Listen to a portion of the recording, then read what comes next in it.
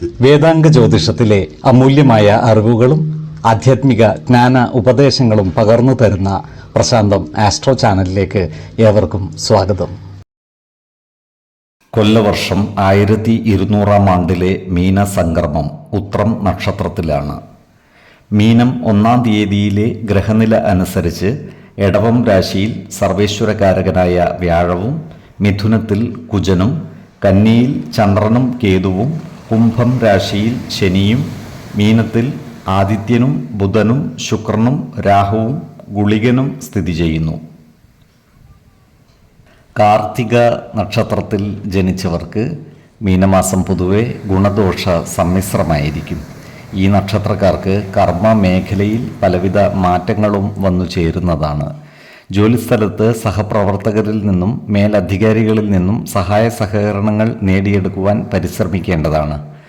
വരുമാന വർധനവ് ഉണ്ടാകുമെങ്കിലും അതിനനുസരിച്ചുള്ള ചിലവുകൾ വർദ്ധിക്കുന്നതാണ്.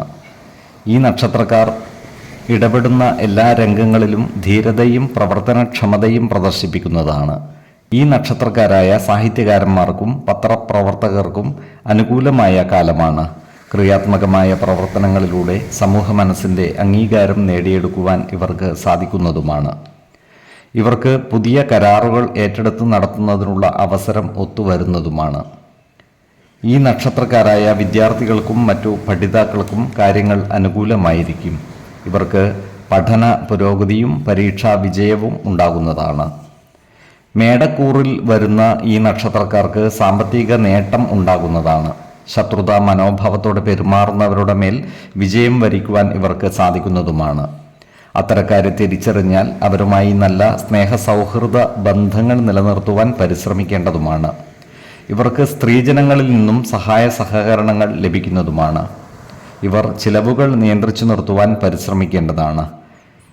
മറ്റുള്ളവരിൽ നിന്നും അപമാനം ഏറ്റുവാങ്ങേണ്ടതായി വരുവാനുള്ള സാധ്യതകൾ കാണുന്നുണ്ട്. സർക്കാരിൻ്റെ പ്രീതിക്ക് പാത്രമാകുവാനുള്ള സാധ്യതകളും ഇവർക്കുണ്ട്. സന്താനങ്ങളെ കൊണ്ട് ഗുണഫലങ്ങൾ അനുഭവിക്കുവാനുള്ള യോഗവും ഇവർക്ക് കാണുന്നുണ്ട്. എടവക്കൂറിൽ വരുന്ന ഈ നക്ഷത്രക്കാർക്ക് ജോലിയിൽ സ്ഥാനമാറ്റവും സ്ഥലം മാറ്റവും വന്നു ചേരുവാനുള്ള സാധ്യതകൾ കാണുന്നുണ്ട്. ഇവർക്ക് സാമ്പത്തിക ബുദ്ധിമുട്ടുകൾ വന്നു ചേരുവാനുള്ള സാധ്യതകൾ കാണുന്നുണ്ട്. അതിനാൽ സാമ്പത്തിക കാര്യങ്ങൾ കൈകാര്യം ചെയ്യുമ്പോൾ ജാഗ്രത പാലിക്കേണ്ടതാണ്. അതുപോലെ ഇവർക്ക് ബന്ധുജനങ്ങളിൽ നിന്നും വേണ്ടത്ര സഹായ സഹകരണങ്ങൾ ലഭിക്കാതിരിക്കുവാനുള്ള സാധ്യതകളും കാണുന്നുണ്ട്. അതിനാൽ ബന്ധുജനങ്ങളുമായി നല്ല സ്നേഹബന്ധം നിലനിർത്തുവാൻ പരിശ്രമിക്കേണ്ടതാണ്. ഇവർക്ക് സന്താനങ്ങളിൽ നിന്നും ഗുണഫലങ്ങൾ ലഭിക്കുവാനുള്ള സാധ്യതകൾ കാണുന്നുണ്ട്. ആരോഗ്യകാര്യങ്ങളിലും ഈ നക്ഷത്രക്കാർ ഒരു പ്രത്യേക ശ്രദ്ധ പുലർത്തുന്നത് ഗുണകരമായിരിക്കും. 2, 15, 29 തീയതികൾ അനുകൂലമാണ്. ഈ നക്ഷത്രക്കാർ ജനിച്ച സമയത്തെ അടിസ്ഥാനമാക്കിയുള്ള ജാതകത്തിലെ ലഗ്ന രാശിയുടെയും ലഗ്ന അധിപന്റെയും സ്ഥിതിയും ശുഭ പാപ ഭാവങ്ങളുടെ സ്ഥിതിയും ഓരോ രാശിയിലെയും ഗ്രഹങ്ങളുടെ സ്ഥിതിയും അനുസരിച്ച് ഇവരുടെ പൊതുഫലത്തിൽ ഏറ്റക്കുറച്ചിലുകൾ ഉണ്ടാകുവാനിടയുണ്ട്. കുടുംബ ദേവതകളെയും ഇഷ്ടദേവതകളെയും ഉപാസിക്കുന്നത് ഇവർക്ക് ആയുരാരോഗ്യ സൗഖ്യമേകും.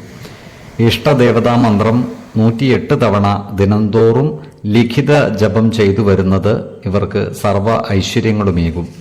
നല്ല വ്യക്തി സാധനകളോടെയും ഉപാസനകളോടെയും മുന്നേറിയാൽ സർവേശ്വരാനുഗ്രഹത്താൽ ഇവരുടെ സർവകാര്യങ്ങളും മംഗളകരമാകും. നന്ദി, നമസ്കാരം. ജ്യോതിഷരത്നം പ്രശാന്ത് കണ്ണൂർ.